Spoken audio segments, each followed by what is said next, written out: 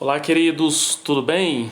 Sou o professor Arnold Starley, como você já conhece. Estamos aqui para os passos finais da nossa matéria, do nosso curso de introdução à Bíblia, tá bom?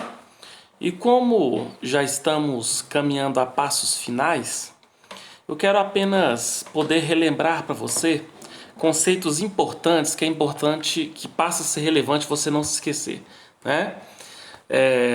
Abordamos sobre o estudo das Escrituras, a importância que ela tem ao longo da história, utilizamos frases de teólogos, estadistas, definimos o que é revelação, abordamos que a Bíblia se faz em uma das três formas de revelação de Deus ao ser humano, comentamos sobre a revelação pela natureza, comentamos sobre a revelação através de Cristo e comentamos da revelação escrita, que é a Bíblia Sagrada, tá bom? Que é por muitos inclusive chamada de revelação específica, tá bom? É uma revelação específica da parte de Deus com relação a perspectivas de Deus se revelar ao homem. A maior de todas as revelações se dá na pessoa de Cristo. Em uma das nossas aulas, nós abordamos como funcionou esse processo de revelação entre a Bíblia Sagrada sair da mente de Deus e todas as etapas e processos que ela passou até chegar a nós hoje como um livro, né? Explicamos sobre, no mínimo, esses 10 processos de revelação. Comentamos sobre a doutrina bíblica da inspiração das Escrituras. É Paulo quem vai abordar justamente questões que diz que a Bíblia, que toda a Escritura ela é inspirada por Deus. Paulo orienta isso a Timóteo. O apóstolo Pedro representa essa doutrina dizendo que esses homens eles falaram movidos por Deus. Então significa que toda a escritura, toda vírgula, todo ponto final, de fato, ela é inspirada por Deus e não como alguns teólogos modernos e contemporâneos chegou a dizer que a escritura ela contém a palavra de Deus. São dois conceitos totalmente diferentes. Nós que professamos uma teologia ortodoxa acreditamos que não é que as escrituras contenham a palavra de Deus, mas que de fato toda a escritura é inspirada por Deus, é infalível, que é justamente um presente, uma marca dada por Deus, e ela vai cumprir sempre o seu propósito, tá bom? Apresentamos essas terminologias, apresentamos essas questões da questão da inspiração bíblica. Abordamos justamente também a questão da inerrância das Escrituras, ou seja, a Bíblia ela é inerrante. Mas é nesse momento que nós temos que abordar algumas coisas que de fato ainda não apresentei. A primeira questão que vale destacar é que a inerrância das Escrituras vão se referir aos originais das Escrituras. E a pergunta a se fazer é: o que seria necessariamente os originais das Escrituras? É importante você compreender, isso nós já abordamos também, mas não de uma forma tão profunda, igual eu vou falar aqui hoje, que a sua Bíblia, a Bíblia que você porta, ela é cópia de manuscritos. Então a pergunta é, como é que seria? O que seria esses manuscritos e como ele contribui para a Bíblia se tornar o que ela foi? Leia esse parágrafo que diz assim: a inerrância das Escrituras se refere aos originais das Escrituras, os autógrafos. Logo, essa expressão autógrafo, ela tem uma total relação de um texto que foi escrito de uma perspectiva original, não foi cópia. Então, o que são os documentos chamados de originais? São os documentos que, dentro do qual os profetas, sacerdotes e reis do Primeiro Testamento escreveram e os apóstolos escreveram no Novo Testamento. O documento mesmo que eles escreveram, esses documentos são chamados de originais ou de documentos autógrafos. O autógrafo vem de auto, vem de eu mesmo, e grafo vem de grafia. Eles mesmos escreveram, os próprios apóstolos e escritores da Bíblia escreveram. E é por isso que no slide diz assim: eles são inteiramente verdadeiros, eles são verdadeiros e nunca falsos, quando propriamente interpretados a respeito da doutrina, da ética, da vida social, da vida física, da história, da geografia e da ciência. De forma simples, inerrância é a doutrina que diz que a Bíblia não contém erro. É por isso que nós temos que apresentar algumas coisas e algumas coisas de fato nós vamos precisar destacar de uma forma assim, desprovido de toda perspectiva ideológica, tá bom? Por exemplo, quando nós dizemos que a Bíblia ela é cópia desses manuscritos originais, nós precisamos compreender que, primeiro, os originais já não existem, tá bom? Os originais, de fato, eles já não existem. Starley, eles não existem por quê? Eles não existem, de fato, por uma permissão soberana de Deus. E qual seria o propósito em Deus permitir com que os originais, de fato, fossem destruídos? Simples. Para que não ocorresse uma chamada de bibliolatria, tá bom? Ou uma adoração à Bíblia. Um segundo motivo que nós precisamos destacar é que esses documentos originais, eles não existem por ação soberana de Deus, mas que Deus utilizou dos seus métodos. Por exemplo, muitos dos textos originais a nível de Antigo Testamento foram destruídos, e você vai se lembrar que a Babilônia ela invadiu 3 vezes, ela vai invadir 3 vezes a nação de Israel. Nós tivemos a invasão no ano de 586, no ano de 597 e, salvo engano, no ano de 606 a.C. Na primeira vez que a Babilônia invade a nação de Israel, Daniel e seus amigos foram levados cativos, né? É por isso que, se você ler Daniel capítulo 1, do versículo 1 até o versículo, todo o capítulo 1, você vai perceber quais eram os métodos, inclusive, da Babilônia agir.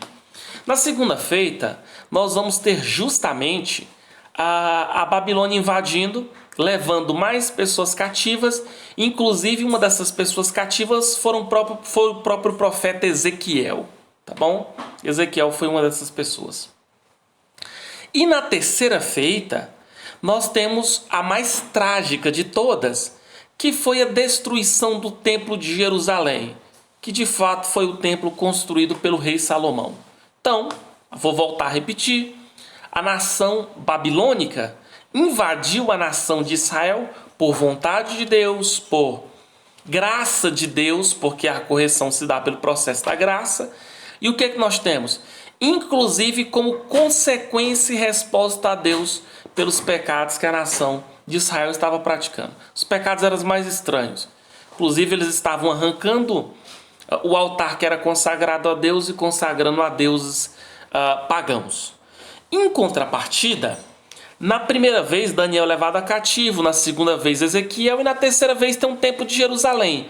E a pergunta é, Starley, por que é que o templo de Jerusalém teria relação com os documentos originais da Bíblia? Porque é na terceira invasão da Babilônia que eles vão destruir todos os documentos originais que corresponderam ao Antigo Testamento. Então vou voltar a repetir. É na terceira invasão da Babilônia na nação de Israel que nós vamos ter o fato de a nação de Israel ter sido em grande parte destruída, e que é nesse momento que os documentos originais de fato serão destruídos, tá bom? Então, a nível de Antigo Testamento, esse foi o primeiro conceito. E a nível de Novo Testamento? Você vai se lembrar que em Mateus capítulo de número 24, Jesus vai predizer sobre momentos horríveis. E é por isso que, provavelmente, na sua Bíblia, usa-se a expressão princípio das dores. Mas grande parte daquelas profecias preditas por Jesus em Mateus capítulo 24 e Lucas no capítulo de número 21 começaram a se cumprir no momento em que nós tivemos a invasão do Império Romano, do Império Romano e a destruição, uma guerra que se teve do Império Romano contra os judeus. E é nesse momento que muitos textos do Novo Testamento, textos originais, de fato foram destruídos. Então preciso relembrar a você. Documentos do Antigo Testamento, praticamente todos foram destruídos na invasão da Babilônia e o Império Romano destruiu muitos textos do Novo Testamento. A pergunta é, Starley, se não existe mais textos originais do Antigo e do Novo Testamento, o que se existe então? Resposta: o que se existe são cópias desses documentos originais, tá? O que se existe são cópias dos documentos originais. E como essas cópias são chamadas? Elas são chamadas de códex, são chamadas de manuscritos, que de fato esses manuscritos se esparramaram pelo mundo.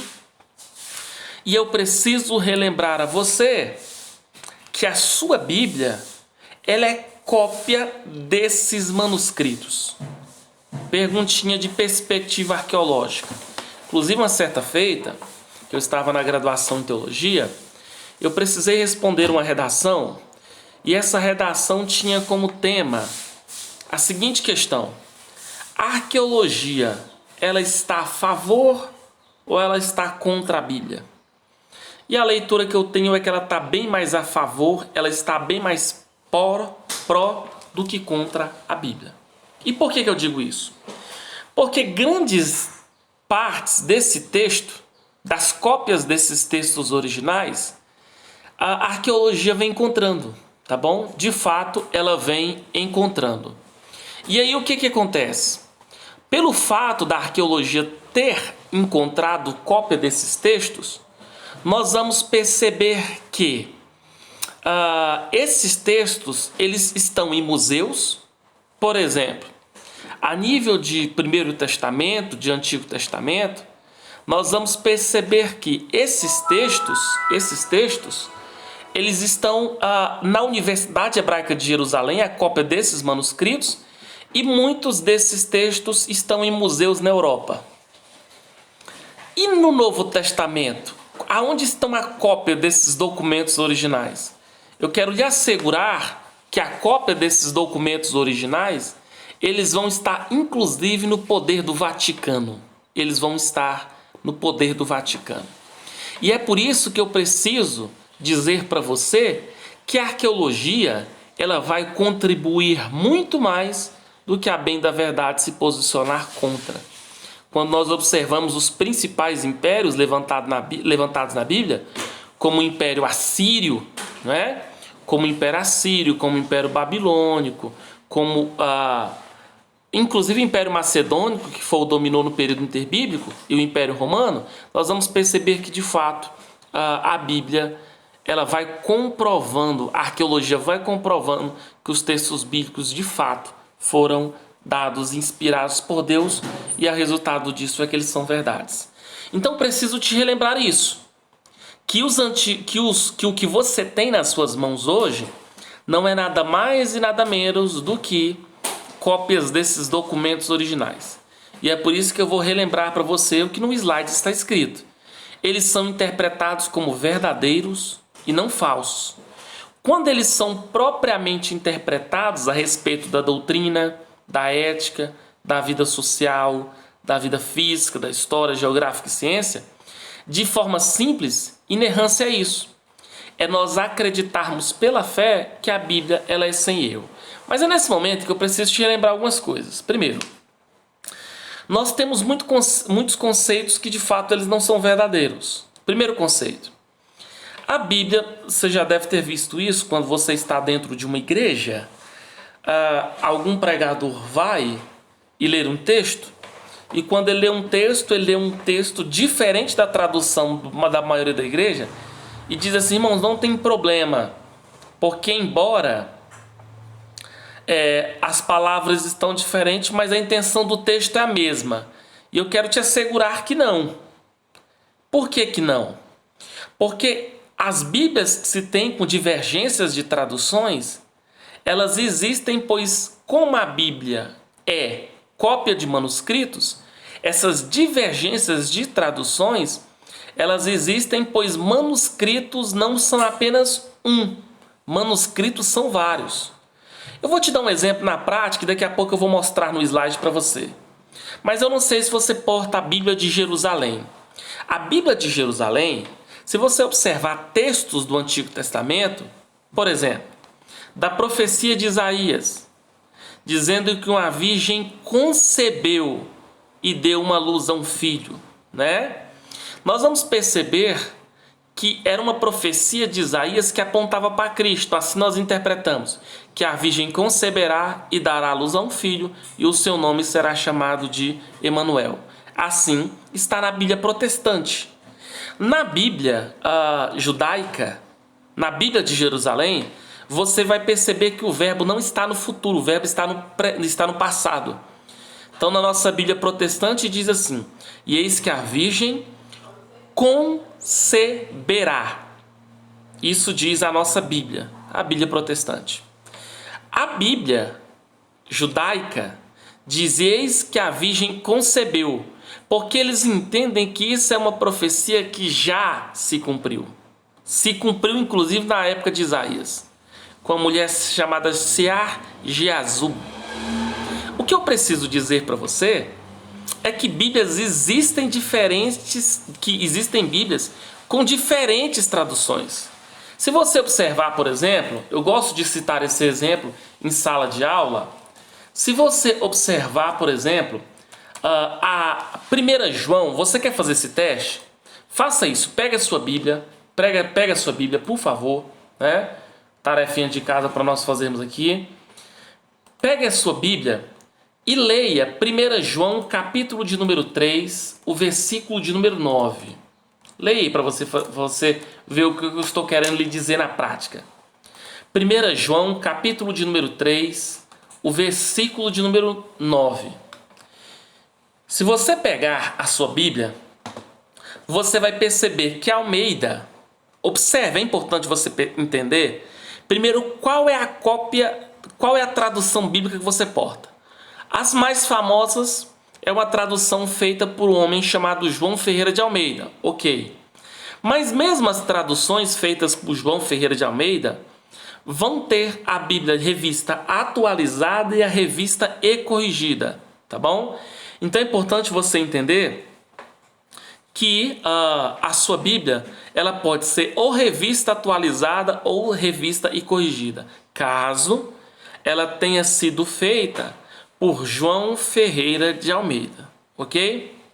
Se você observar a 1 João capítulo 3, verso 9, você vai perceber o seguinte, que existe diferenças, vou só pegar aqui para você ver, que existe diferenças de traduções. Por exemplo, eu estou aqui com a revista atualizada, diz assim, todo aquele que é nascido de Deus não vive na prática do pecado, ok? Já a revista e corrigida diz assim em 1 João, não Evangelho, 1 João, carta de João. Todo aquele que é nascido de Deus não peca. Então você vai perceber que a revista e corrigida e a revista atualizada, elas vão se divergir. Pois a revista atualizada diz: todo aquele que é nascido de Deus não vive na prática do pecado. Já a revista e corrigida diz: todo aquele que é nascido de Deus não comete pecado. Agora deixa eu te perguntar algo aqui que você precisa ficar totalmente esclarecido.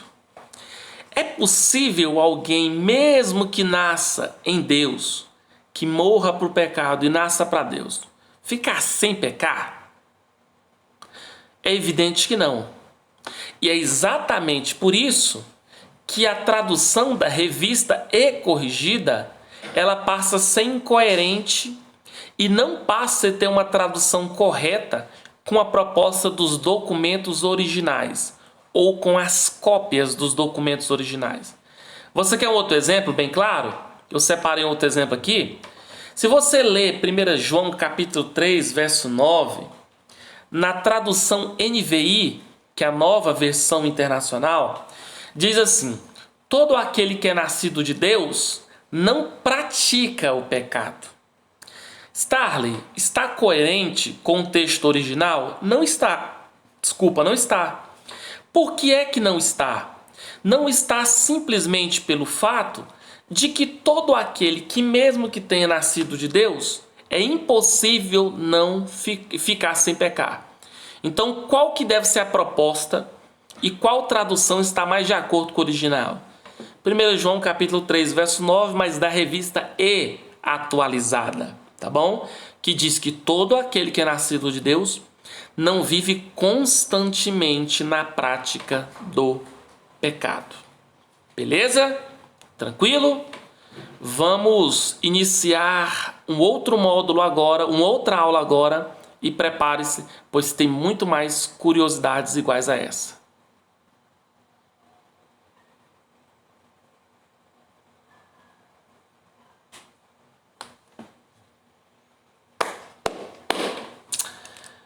Fala pessoal, tudo bem? Eu sou o professor Starley, estamos aqui continuando na labuta do estudo, que é relevante, que é necessário para o seu crescimento de uma perspectiva tanto espiritual quanto teológica, tá bom? Nós estávamos abordando, na última aula, justamente a questão de tratarmos sobre a inerrância das Escrituras, tá bom? E é nesse momento que nós tratando sobre a inerrância das Escrituras, nós não vamos poder nos esquecer do exemplo que nós estávamos dando. O quê? Eu perguntei se você já viu em igreja pregadores ou pastores, não importa, expositores da Bíblia, que simplesmente vão expor a Bíblia, vão pregar sobre a Bíblia, e eles costumam dizer assim: não tem importância, pois a tradução sempre é a mesma. E a tradução não é a mesma. Nós estávamos dando o exemplo de 1 João agora, capítulo 3, verso 9, que a Revista e Corrigida diz assim, a tradução feita por João Ferreira de Almeida, a versão Revista e Corrigida diz assim: todo aquele que é nascido de Deus não peca. A NVI também diz assim, 1 João 3, verso 9, todo aquele que é nascido de Deus não pratica pecado. Caso você tenha alguma dessas traduções bíblicas, você vai perceber que mesmo a pessoa nascida de Deus é suscetível a cometer pecados. João inclusive diz que aquele que diz que não peca se faz mentiroso. E mentira é um pecado. Em contrapartida, a revista atualizada, diz assim que todo aquele que é nascido de Deus não vive na prática do pecado. E essa seria uma tradução bem mais coerente. Por que eu digo isso para você? Para dizer para você que Bíblias têm diferenças de traduções, pois de fato muitos manuscritos se esparramaram pelo mundo. E o que a nossa Bíblia é? A nossa Bíblia é uma cópia de um manuscrito. Inclusive, daqui a pouco, eu vou falar para você qual é a cópia dos manuscritos, qual a tradução bíblica, que é a cópia do manuscrito que mais é comum entre nós aqui do Brasil, tá bom? Então vamos lá. É importante você compreender que Bíblias existem diferenças de traduções. Porém, o que você não pode se esquecer jamais é que, embora existam essas diferenças de traduções, a Bíblia não deixa de ser inerrante, ela não deixa de ser infalível e ela não deixa de ser o documento inspirado por Deus para ensino, para readarguir, para aconselhar, para instruir. É isso que eu preciso que você compreenda. É esse o argumento que os teólogos liberais eles utilizam. Quem são os teólogos liberais? O liberalismo teológico, ele é uma onda teológica que veio do século XVI para cá, principalmente com o advento do iluminismo, do racionalismo, aonde basicamente se eles entendem que tenha qualquer tipo de divergência, eles logo afirmam que a Bíblia não é um livro inspirado por Deus. E eu preciso te preparar para afirmar para você que diferenças de traduções existem. Então a pergunta é, como é que funciona esse processo então, professor? Funciona assim: as diferenças e as divergências de traduções existem, mas nos seus documentos originais, nenhuma das doutrinas bíblicas vão entrar em contradição. Por exemplo, doutrina de Deus, tá bom? Não tem contradição. Doutrina de Cristo, não tem contradição. Doutrina de Deus, teontologia, não tem contradição. De Cristo, cristologia, não tem diferença de tradução. Doutrina do homem, antropologia bíblica, não tem diferença de tradução. Doutrina do pecado, hamartiologia, não tem diferença de tradução. Doutrina dos anjos, angiologia, não tem diferença de tradução. Doutrina do Espírito Santo, não tem diferença de tradução. Pneumatologia. A doutrina da igreja, eclesiologia, não tem diferença de tradução. Doutrina das últimas coisas, escatologia, não tem diferença de tradução. Não existem diferenças de traduções, não existem divergências nas doutrinas da Bíblia. E é isso que me impressiona. Porque como é que um livro que girou em torno de 16 séculos para ser escrito pelas mais diversas classes sociais, basicamente não existe erros e nem divergências nas suas doutrinas, se não for de fato um milagre inspirado pelo próprio Deus. E é isso que eu quero me certificar com você, que isso é o livro inspirado por Deus. Bom? Amém? Queridos, o segundo tópico aí do slide vai dizer que parte do teste da origem divina é a sua precisão e a sua fidedignidade. É por isso que nós precisamos nos lembrar que quem é o responsável por gerenciar a perspectiva bíblica a respeito de ela ser um livro inspirado por Deus, inerrante, de ser um livro escrito por homens que foram movidos por Deus, quem se responsabilizou com tudo isso não foi nada mais, nada menos do que o próprio Deus que inspirou a palavra dele. É por isso que no tópico de baixo vai dizer assim que o próprio Jesus ensinou que a Escritura ela não pode errar. Lembra do que eu disse para você já há alguns dias? O quê? Que a palavra de Deus ela não é verdadeira. Ela não é verdadeira. Porque o que é verdadeiro vai ser basicamente aquilo que pode ser chancelado por algo maior que decide se algo é verdadeiro ou se é falso. Para me dizer, por exemplo, que uma comida está ruim, significa no mínimo que eu precisaria de um conceito do que seria uma comida boa. Para me dizer que algo é mentiroso, eu preciso ter o conceito de verdade. Para me dizer que um discurso é mentiroso, eu preciso de uma perspectiva técnica e argumentos para provar que aquilo lá é verdade e não é mentira. A Bíblia ela não é verdadeira, pois afirmarmos que a Bíblia é verdadeira não era nada mais e nada menos, do que basicamente teria que ter um sinônimo de algo que fosse mais poderoso para a Bíblia, e não é o caso. Não é o caso. Não há nada mais poderoso e mais verdadeiro do que a Bíblia. E por que é que a Bíblia ela vai ser algo verdadeiro? Pois quem garantiu, pois quem de fato decretou a sua relevância, a sua inerrância e a sua infalibilidade foi o próprio Deus.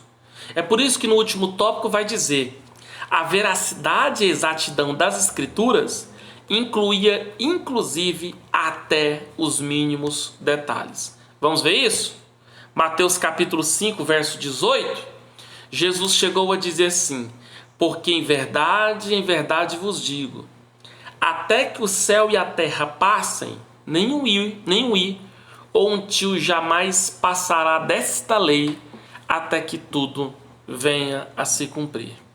Mesmo os tempos verbais, as formas dos substantivos, a própria escritura depende da sua própria inerrância quando ela cita outra escritura como prova de verdades e conceitos. Seria justamente o que foi dito por Jesus em Mateus 22 e Gálatas capítulo 3, verso 16. Eu dei esse exemplo na nossa penúltima aula. Eu expliquei como autores do Novo Testamento, eles tinham no Novo Testamento algo inspirado de fato por Deus. Isso prova o quê? Isso de fato vai provar que tanto Jesus, que o Jesus utilizou textos do Antigo Testamento em muitos dos seus sermões, em muito das suas lições, em muito das suas revisões, ele usou textos do Antigo Testamento, como de fato ele usou textos de algo que foi dito no Novo Testamento. E a bem da verdade, nós vamos perceber que o apóstolo Paulo e outros apóstolos também fizeram a mesma coisa, tá bom? Então, eu gosto dessa frase aí, ó. O bispo Agostinho de Hipona, defende a inerrância das escrituras quando ele diz: coloquei aqui. A mais desastrosa consequência seguirá nossa crença de que algo falso possa ser encontrado nos livros sagrados. Ou seja, que os homens pelos quais a escritura nos foi dada têm escrito algum erro. Se você admitir uma única falsa declaração nesse mais alto santuário de autoridade, nenhuma simples sentença restará sobre esse livro.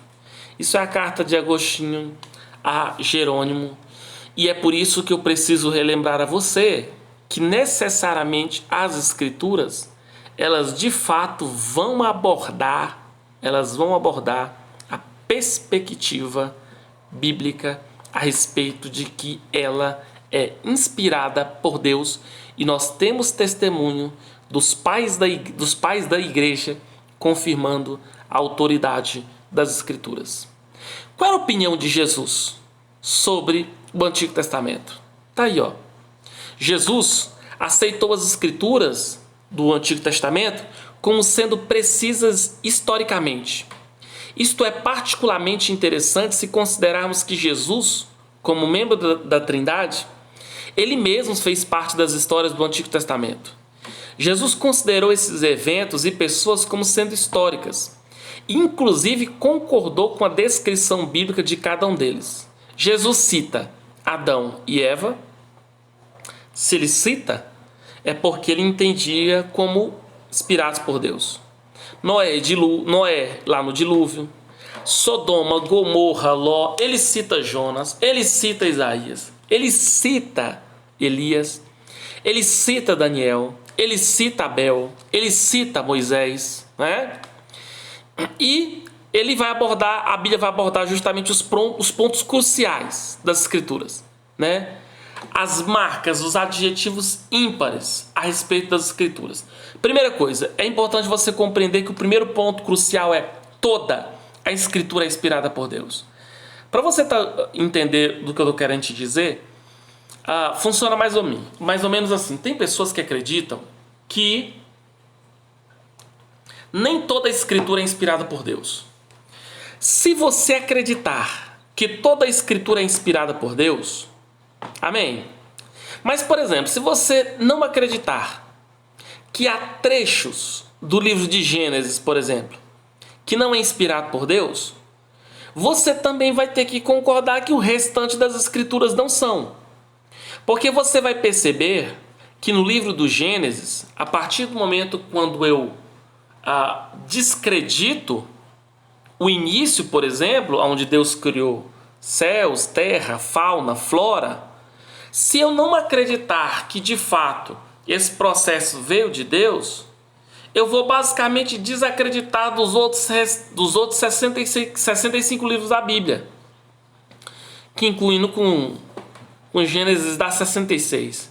E por quê? Porque tanto o Pentateuco, quanto os livros históricos, quanto os profetas maiores, menores, quanto os livros poéticos, Salmos, Jó, Provérbios, quanto os evangelhos, os documentos paulinos, as cartas paulinas, as epístolas universais, as epístolas pastorais, Basicamente, todas elas contêm doutrinas que estão claras no livro de Gênesis.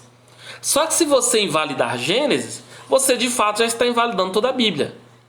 E é por isso que o segundo ponto é: toda a Escritura, ela vem da boca de Deus. Depois, a Escritura ela vai revelar o plano e a vontade de Deus para o homem. A gente vai abordar justamente qual é o tema básico das Escrituras, qual é a proposta número 1 das Escrituras. Depois, a Escritura não foi originada dos pensamentos do homem, porque é claro, se você observar, por exemplo, obras clássicos literários a respeito do nosso país, a nível de Brasil, aqui teve um clássico interessante que é chamada As Memórias Póstumas de Brás Cubas, escrito por um escritor que no início era católico, depois aderiu ao espiritismo, que foi Machado de Assis. E a sua primeira obra literária, após a adesão do espiritismo, foi Memórias Póstumas de Brás Cubas, que é um homem chamado Brás Cubas que retorna para contar como era a sua vida, né?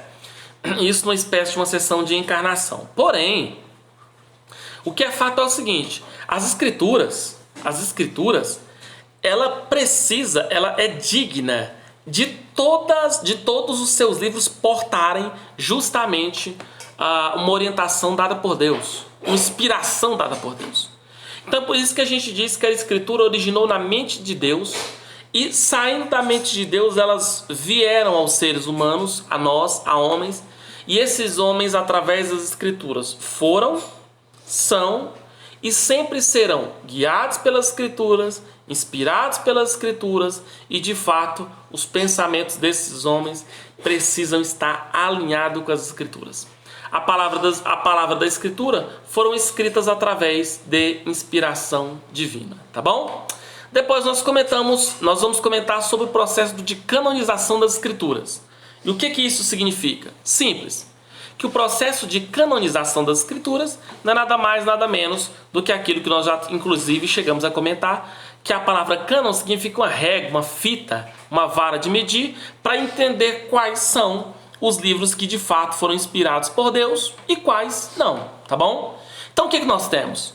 Nós temos uma quantidade gigante de livros a nível de Antigo Testamento que eles não foram inspirados por Deus. E precisaram-se, na verdade, os copistas do Antigo Testamento precisaram descartar todos esses livros. Starley, quais livros seriam esses? Tá aí, ó. Eu disse para vocês que eu ia apresentar esse slide. Eu lembro que uma das aulas eu comentei, mas pouco eu deixei vocês ver. Então tá aí à disposição, ó. Esse era um dos pepinos, vamos colocar assim, que os copistas do Antigo Testamento, que os escribas do Antigo Testamento, de fato, precisaram pesquisar para saber se merecia compor o cânon das Escrituras ou não. Então, o nome significa escondido ou oculto.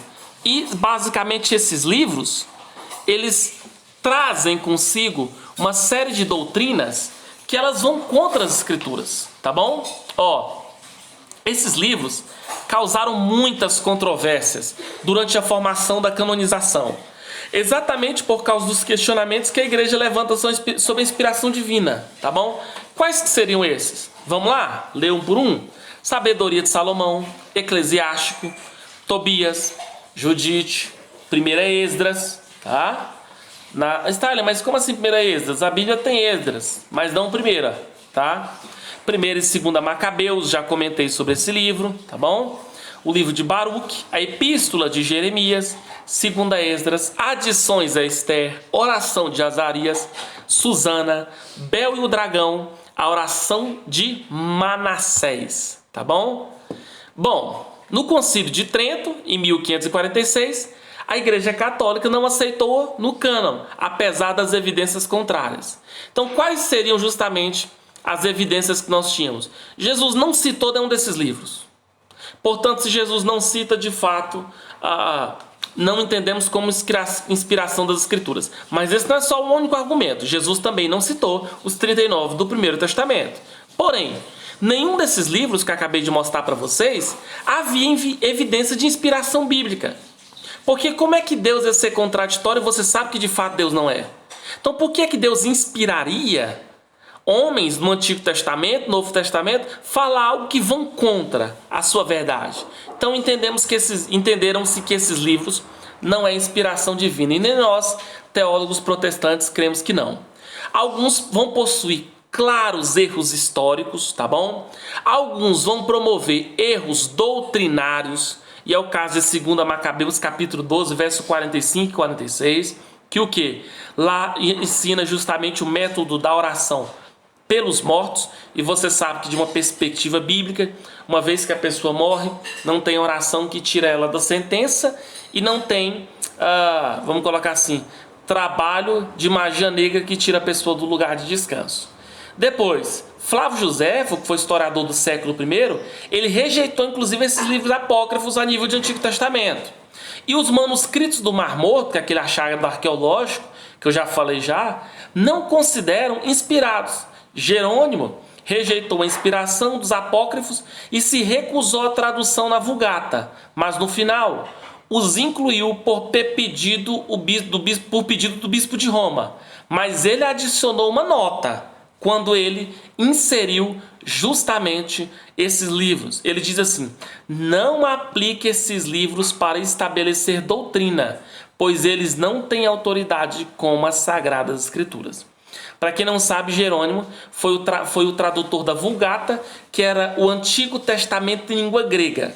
E, de fato, ele fez sim a tradução desses livros apócrifos, mas ele deixou bem claro: não aplique esses livros para estabelecer doutrina, pois eles não têm autoridade como de fato têm as Sagradas Escrituras. Tá bom?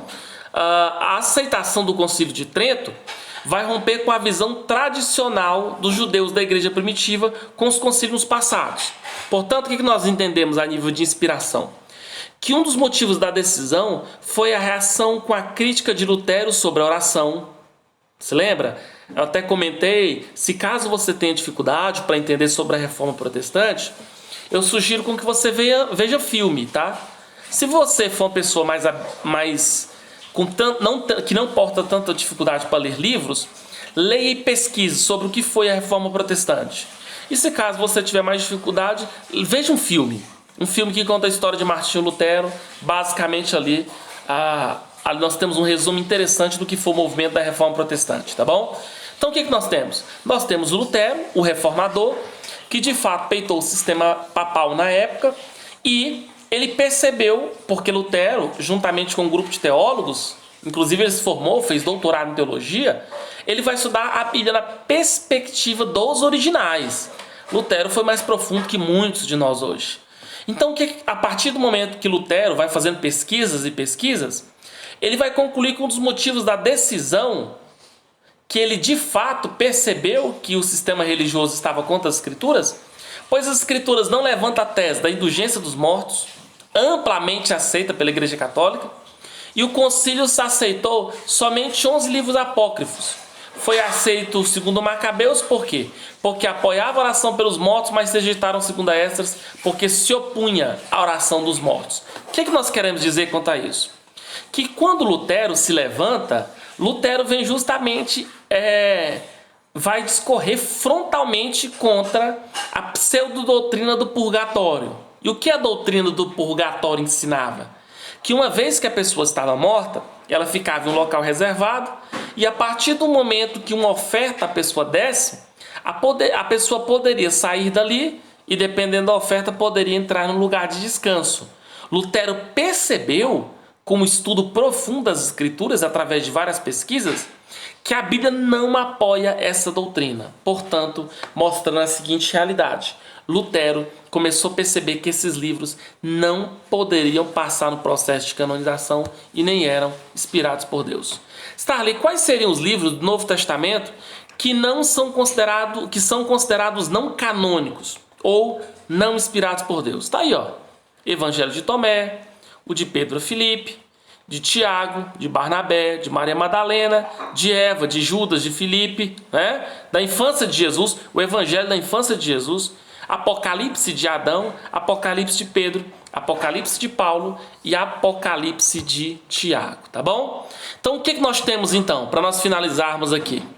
A autenticidade do Novo Testamento. Então 3 fatores são importantes para se atestar a autenticidade do Novo Testamento. Primeiro, nós temos o argumento da causa e efeito. Causa e efeito. Você sabe que todo efeito existe porque tem uma causa, né? Toda colheita existe porque alguém plantou uma semente.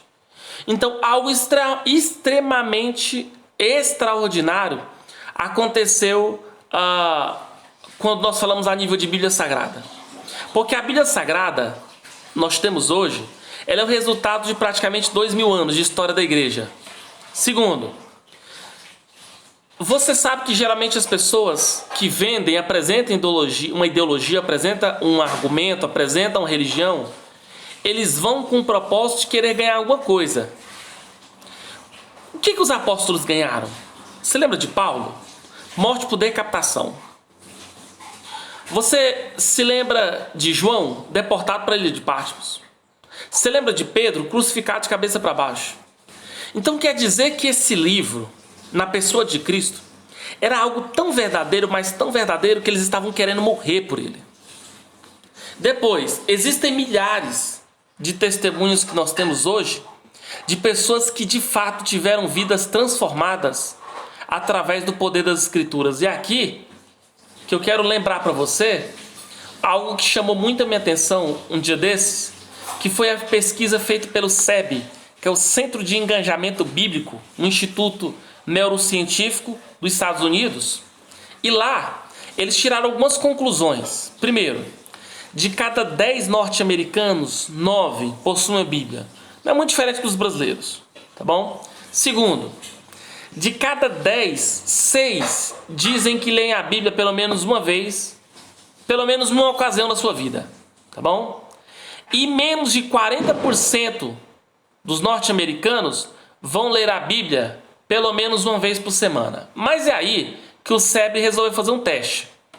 Qual que foi o teste que o SEB resolveu fazer? E é esse que eu queria compartilhar com você, só para você ver a importância da Bíblia. O SEB descobriu que as pessoas que se envolvem com a leitura das Escrituras 4 ou mais vezes por semana têm muito mais probabilidade de se envolver com comportamentos pecaminosos. Olha os impactos de que a Bíblia, sendo estudada 4 vezes por semana no mínimo, gerou. O sentimento de solidão caiu 30%. Problemas com a raiva caíram 32%. A amargura em relacionamento, seja no casamento, com os filhos, com os amigos, com os líderes, caiu 40%. 57% menos chances de problema com álcool.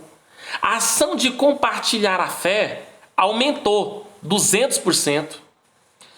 Aumento no discipulado 230%.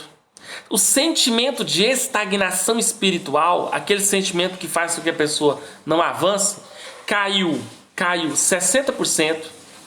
61% menos chance de se envolver com pornografia.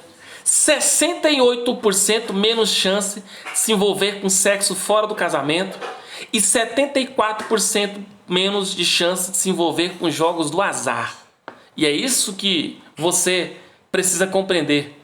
Que de fato as Escrituras, elas têm o poder de aumentar o padrão ético e moral da pessoa, mostrando que as Escrituras têm transformado a vida de pessoas. Depois, o tópico 2 vai comprovar a autenticidade do Novo Testamento, vai falar sobre a quantidade e a qualidade dos manuscritos disponíveis. Não existe um documento histórico da antiguidade sequer que se aproxima da quantidade de manuscritos existentes. Por exemplo, algumas obras, Tácito, né? Escritor, com as suas obras de história, tem só 5 cópias dele no mundo. Platão, né? Com a tetralogia, 7 cópias. Túcides, com sua história, 8 cópias. Heródoto, 8 cópias. César, com as suas obras chamadas Guerras Gálicas, 10 cópias. Aristóteles, com seus escritos, tem 49 cópias rodando no mundo. Homero, com Ilíada, né? Lembra daquele clássico? Ilíada e Odisseia? 643 cópias. Porém, é importante, aqui não está no slide, mas é importante nós entendermos que existem mais de 5.000 cópias de manuscritos sendo constantemente copiados ao redor do nosso planeta, mostrando que a Bíblia é inspirada por Deus. Tá bom? Depois a Bíblia em português, está ali. O que é a Bíblia em português? Está aí, ó. As primeiras traduções da Bíblia para a língua portuguesa foram derivadas da Vulgata, né? Que é a Bíblia católica em latim traduzida por Jerônimo, no ano 4 depois de Cristo. A partir da Septuaginta, o grego do Antigo Testamento. Então, duas fontes básicas foram utilizadas para escrever as nossas Bíblias, praticamente a que você tem em casa, né? Que é a tradução João Ferreira de Almeida. Qual foi o nome desse texto, desse códex, desse manuscrito? Era o texto Receptus, uma tradução do Novo Testamento em língua grega, preparado... É importante nós destacarmos a seguinte questão, primeiro. Eu vou mostrar para vocês quais são os textos mais famosos, tá bom? Primeiro, o texto Receptus. É um manuscrito. E o que foi o texto Receptus? Foi uma tradução do Novo Testamento em língua grega, tá? Preparada por um filósofo, né, chamado Erasmo de Roterdã, baseado nos manuscritos que rolavam no século XII, tá bom? Depois, primeiro o texto Receptus, segundo o texto crítico, que foi baseado nos manuscritos mais antigos, o Códex Vaticano e o Códex Sinaíticos, no século IV. Então, nós temos texto Receptus, texto crítico, e depois, a partir desses dois textos, nós temos as primeiras versões da Bíblia em português. 1753, nós temos a primeira versão João Ferreira de Almeida, baseada no texto Receptus, tá bom? E é por isso que muitas Bíblias têm diferença de tradução, porque elas são baseadas em outros manuscritos, em outros textos. 1790, nós vamos ter a versão de Figueiredo, elaborada a partir da Vulgata, pelo padre católico Antônio Pereira de Figueiredo. Em 1898, a versão revista e corrigida, dessa vez ela tinha revisão ortográfica e eliminação de termos obsoletos. No ano de 1956, a versão revista e atualizada, ela foi cópia do texto crítico, tá bom? Em 67, a Almeida revisada de acordo com os melhores textos, né? Baseada totalmente nos textos críticos, tá? E depois nós vamos ter em 81 a Bíblia de Jerusalém, tradução empreendida por exegetas católicos e protestantes. Depois, em 1982, a Bíblia Sagradas Vozes, tradução original do texto hebraico, aramaico e grego. Em 88, a Bíblia Linguagem de Hoje, essa Bíblia é muito famosa, né? Pode ser inclusive que você tem em casa.